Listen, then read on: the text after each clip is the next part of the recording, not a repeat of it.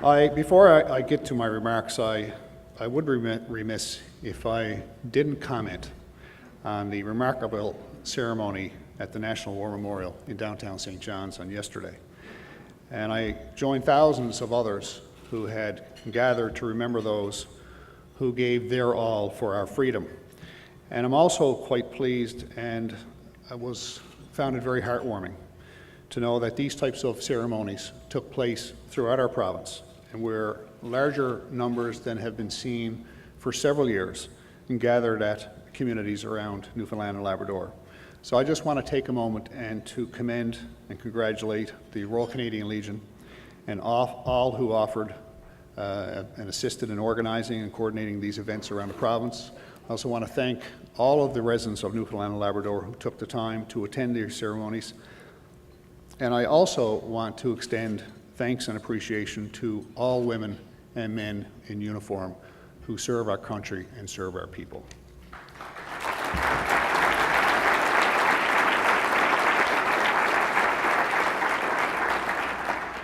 Today, I want to use this opportunity to give you an indication of where I stand and where I intend to lead, and why I firmly believe that our government and our party, the PC Party, is the right choice for our province today and into the future.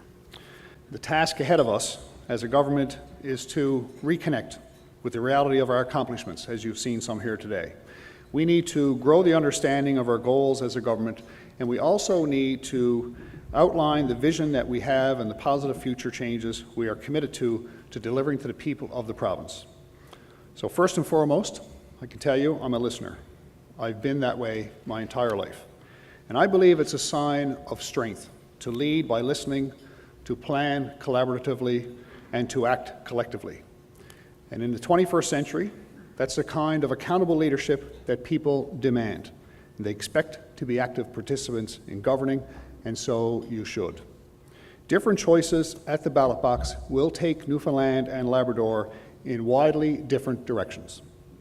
Before the next election, there will be many opportunities to contrast and to compare platforms, ideas, policies, and details.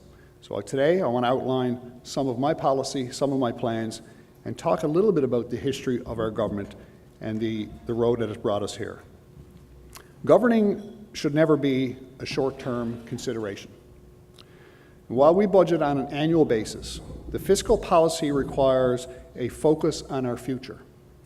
And that's especially true if you live with an economy like ours that's blessed with, and yes, challenged by, the uncertainty of commodity pricing.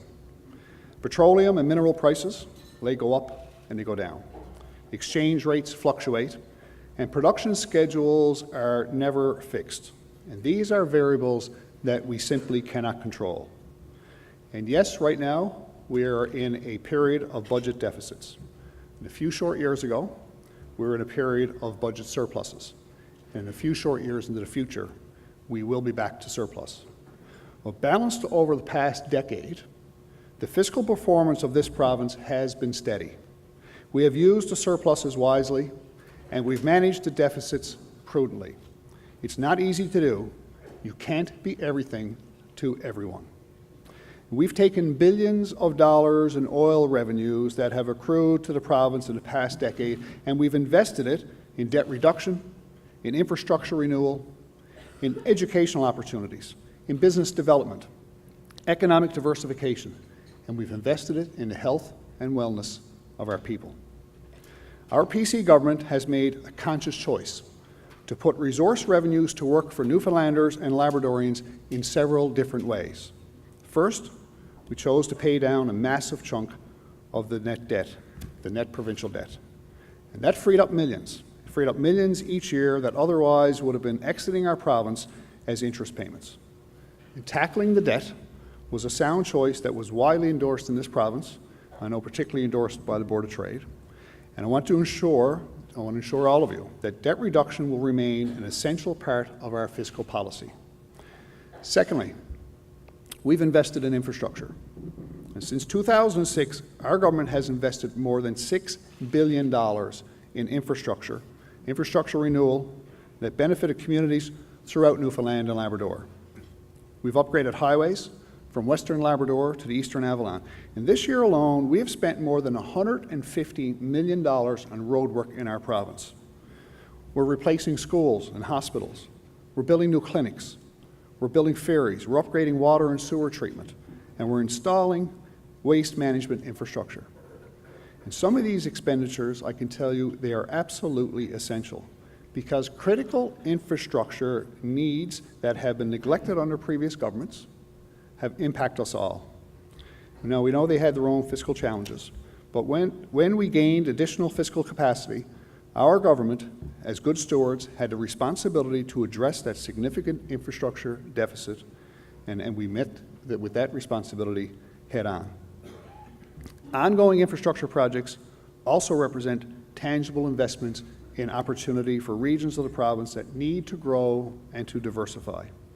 Infrastructure upgrades create jobs. The jobs create spin-offs. And throughout rural Newfoundland and Labrador, it makes those regions more attractive to investors.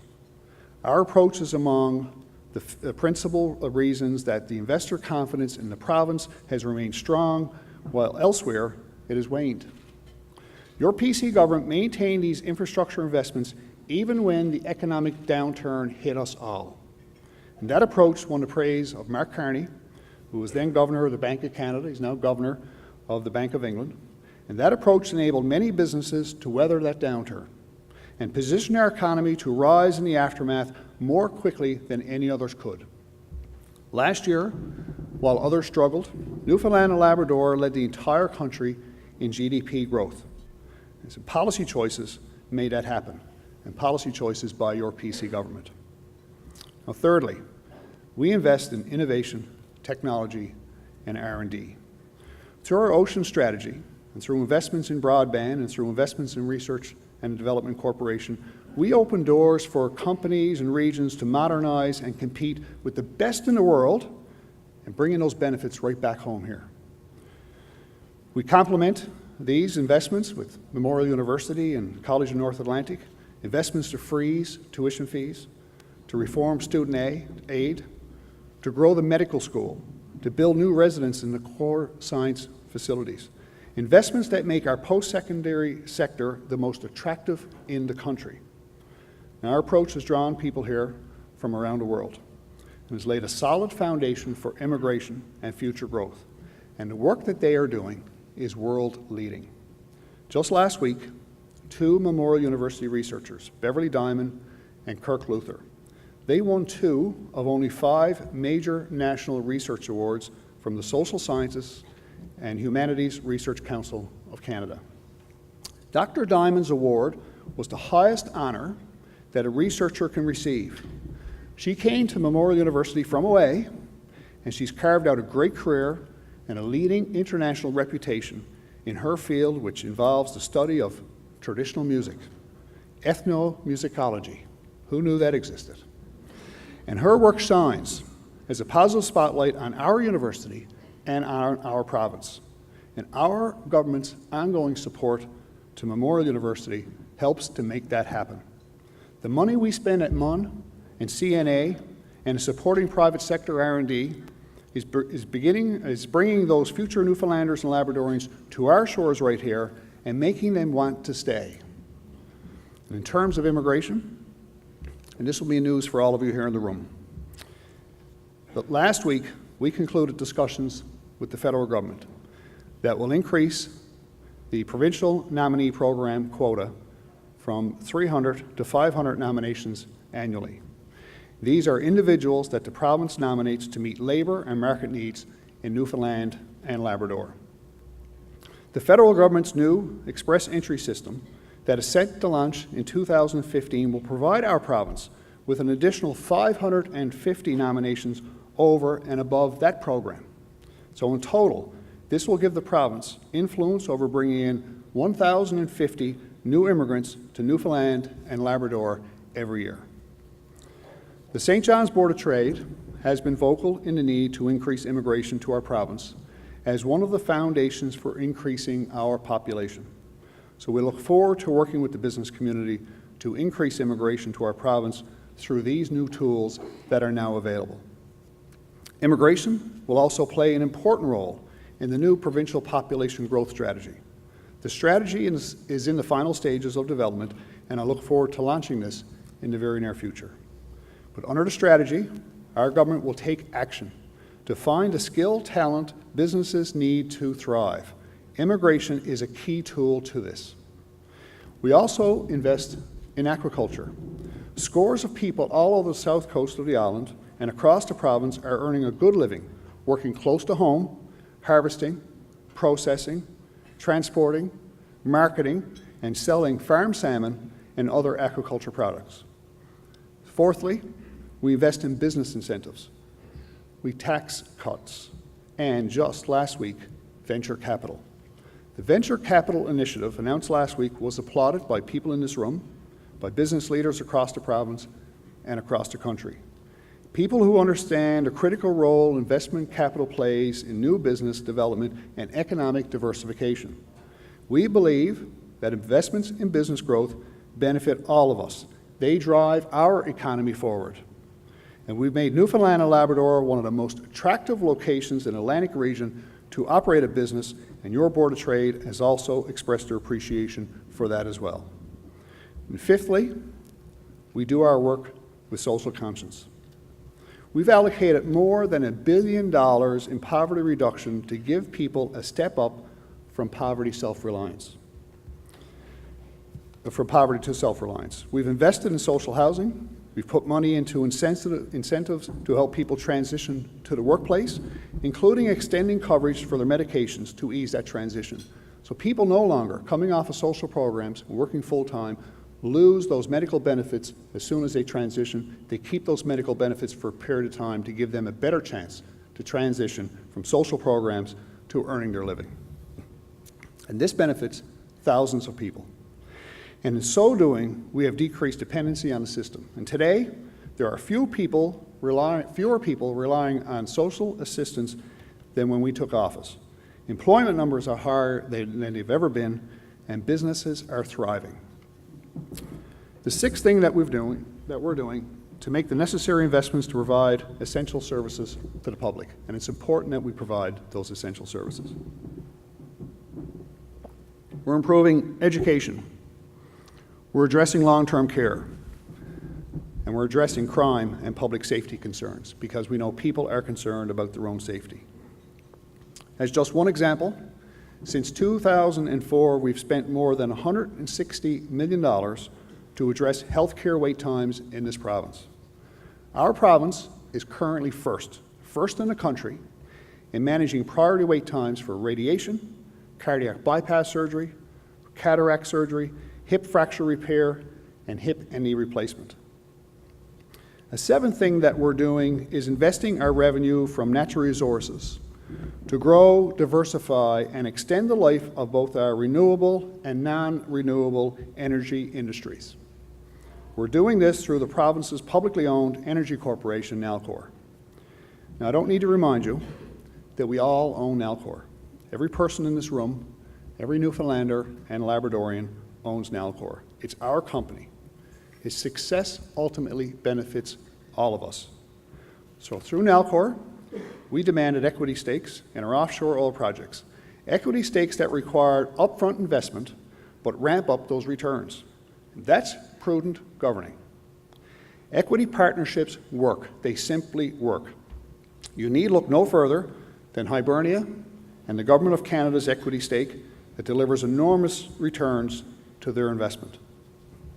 Similarly, we've purchased equity ownership shares in other offshore projects, 4.9% in Hibernia. 4.9% in Hebron, 5% in White Rose Extension, and 10% in the Hibernia South Extension. And to make it clear to our potential partners, we made a government policy that any future oil developments will include 10% equity participation by your government. Industry welcomes clarity, and Newfoundland and Labrador benefits from our enhanced role as we become partners in these projects. We gain seats at the decision-making table, and we increase the financial returns that accrue to us as a province. And that's yet another clear example of the different electoral choices leading to different governments, different policies, different outcomes. We use some of those offshore resources to invest in Nalcor, so it can fund exploration initiatives all of its own.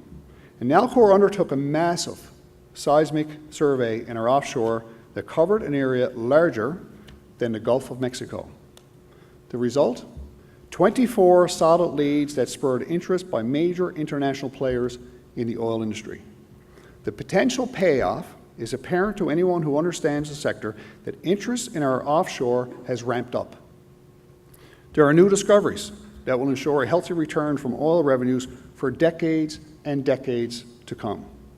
And through Nalcor, we've also invested in the development of Muskrat Falls. And before the Liberals left office in 2003, they were on the verge of giving the entirety of the Lower Churchill to Quebec, and for little return to this province. It was a deal that Quebec Premier Bernard Landry called at the time a gift from heaven for his province. Now, I need not remind the supporters of Muskrat Falls, including people in the room here today, that this bold project opens up a new route to markets for power, a new opportunity to be leaders in green energy growth in the country, a new opportunity to turn our power to our economic advantage, and to use it to drive economic diversification here at home for 100 years or beyond. And some people say it won't last 100 years. How do you know? Just look at the Hoover Dam in the United States. A landmark in the United States has producing clean, green, efficient hydroelectric production for 80 years. The PC government made these choices to invest your money now and for the future. The business sector is keenly aware of this. The city is booming because of the choices that we made, and the province is booming because of the choices that we made. So in answer to the question, where are the benefits from the billions of dollars we've earned from our natural resources? Well, I say to you, they are all around you.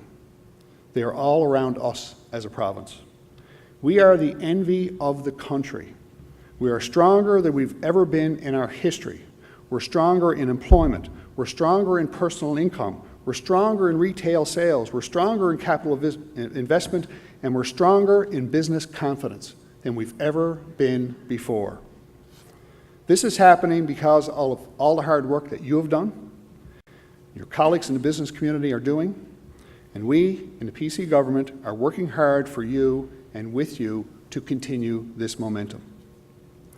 The Conference Board of Canada, leading economic think tank in our country, heralded Newfoundland and Labrador as Canada's economic juggernaut. What a thing to call us. But we'll take it, because imagine hearing that a decade ago. And what message do you want to hear from the Conference Board and others a decade from now? That's what we have to think about. Well, that will depend on vision. The vision of our government is firmly focused on the hopes and aspirations of the people of our province, and it's driven by three basic principles: that our people will be healthy and well educated, that our people will prosper with good jobs and a high standard of quality of living, and our people will be served by facilities and infrastructure that meet their demands and expectations. Those together will allow us as a province to continue to grow. The PC government I lead, we've only just begun, and we've laid a solid foundation. And now, what about future potential? Well, the potential includes the major oil developments by Statoil off our coast. Their Beta Nor discovery was the largest conventional oil discovery in the entire world in 2013. There are hundreds of millions of barrels of estimated recoverable reserves, and there are other discoveries. They and other discoveries confirm that we'll have an oil industry as well for decades and decades to come. The future includes clean, green, hydro energy power that this province, for generations to come, and for generations to come after that. In 100 years and beyond, decisions we're making today will still be supplying low-cost energy to our homes and businesses, just like the Hoover Dam has done. Stable rates, a stable supply, and 98% clean green generation have happened on our watch. And with the foresight and a solid plan, we remain focused on the lead-up to the Upper Churchill reclamation. We will be ready to take advantage of the many opportunities that the Churchill River and other hydro developments present to us in the future. And the future includes more diverse businesses and business opportunities. It includes an expanded high-tech sector that builds on our strengths in ocean and resource engineering, marine technology, and aerospace. It includes an ever-expanding tourism industry, vital industry for many parts of our province. It includes small enterprises spread throughout the province that create small number of jobs individually, but which add up to a large number of jobs collectively throughout rural Newfoundland and Labrador. And our recent investments in venture capital, as one example, creates a total pool of close to $85 million, $85 million, and mentoring expertise that entrepreneurs can tap into and create opportunities all over our province. Our young entrepreneurs now have a new opportunity with $85 million available to them. The deliberate choices that the PC government has taken have gotten us to where we are today. The prosperity in this province is evidenced by our approach, and it's sound. The vision we put forth and the plan we execute based on that vision is what will lead us into the future. A future where meeting the needs of our children, meeting the needs of our families and our seniors will be a priority. The people of Newfoundland and Labrador can separate the facts of our record and our plan from the fiction being peddled by those with few ideas and fewer details. Because those who advocate for change, just for the sake of change, and their own political benefit, we have to watch out. Jeff Bezos, the CEO of online mega company Amazon, he said, "You never want I like this one. There's a picture of me with Facebook on this one. If you never want to be criticized, don't do anything. If you never want to be criticized, don't do anything." Well, I'll risk criticism, and as Premier, we must act. But the actions taken will always be informed by listening to the advice, the guidance, and counsel of the people of our great province. My Cabinet and many who are here today, members of the House Assembly, we must rely on you for your assistance and your support. Because Newfoundland and Labrador continues on an upward trajectory, and it's because of the steady hand the PC government has had on the economic and social tiller over the past decade and the positive future changes that we present. I look forward to working with the Board of Trade. I look forward to working with you in the business sector in the months and yes, in the years ahead, as together we will continue to build this great province of Newfoundland and Labrador. Thank you very much for your opportunity today.